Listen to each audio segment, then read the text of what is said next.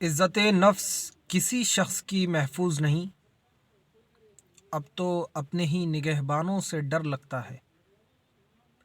इज़्ज़त नफ्स किसी शख्स की महफूज नहीं, अब तो अपने ही निगहबानों से डर लगता है।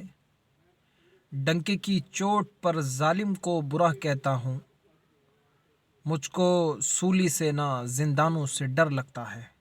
मुझको सूली से ना जिंदानों से डर लगता है। अस्सलामु अलैकुम, जय भीम। उम्मीद करता हूँ आप सभी के मिजाज बखैर होंगे।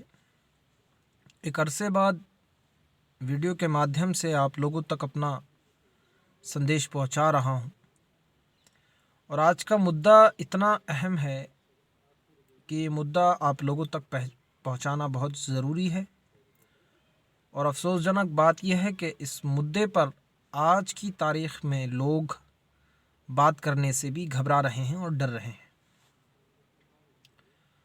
असल में मुद्दा क्या है, वो ये है कि मुसलमानों में जो कुरैशी भाई हैं, आप जानते होंगे 2017 के बाद से, जब से प्रदेश में योगी महाराज की सरकार आई है, तब से लगातार कुरैशियों के ऊपर मजालिम ढाए जा रहे हैं।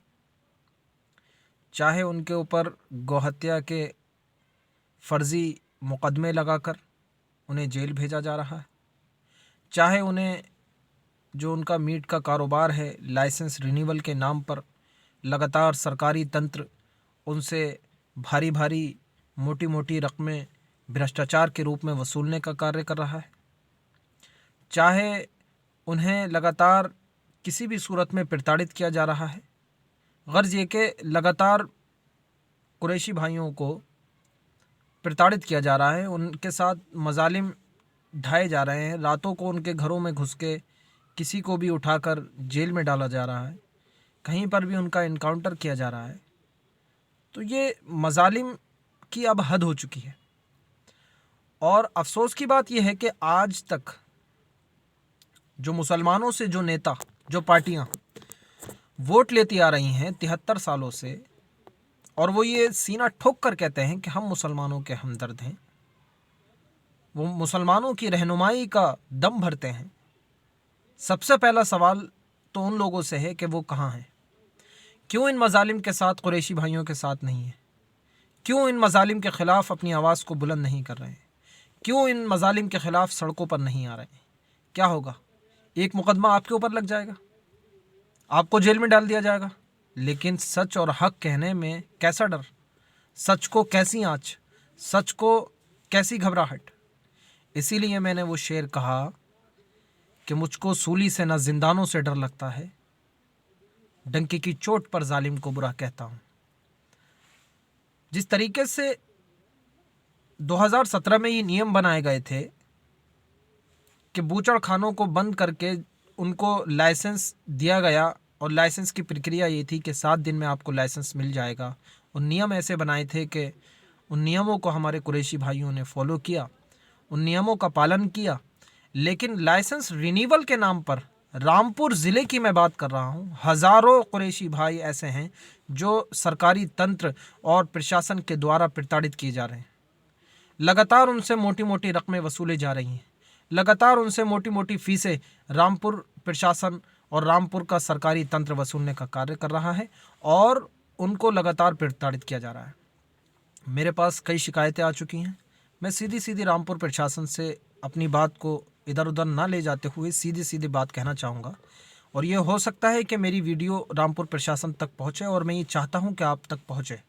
आप इस वीडियो को सुनिए, और मैं आपको बताना चाहता हूँ कि अगर अब कुरैशी भाइयों के साथ कोई भी अत्याचार, प्रताड़ना होती है या उनके ऊपर मजालिम ढाए जाते हैं, तो आज़ाद समाज पार्टी भीम आर्मी उनके साथ खड़ी है, कंधे से कंधा मिलाकर।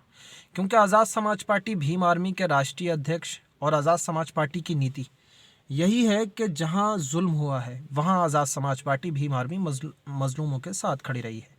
चाहे वो मजलूम किसी भी जाति का हो, किसी भी धर्म का हो, किसी भी वर्ग का हो, या किसी भी भाषा कोई भी भाषा बोलने वाला हो, किसी भी लिंग का हो, वो मजलूम है तो आज़ाद समाज पार्टी भीम आर्मी उसके साथ खड़ी रही है।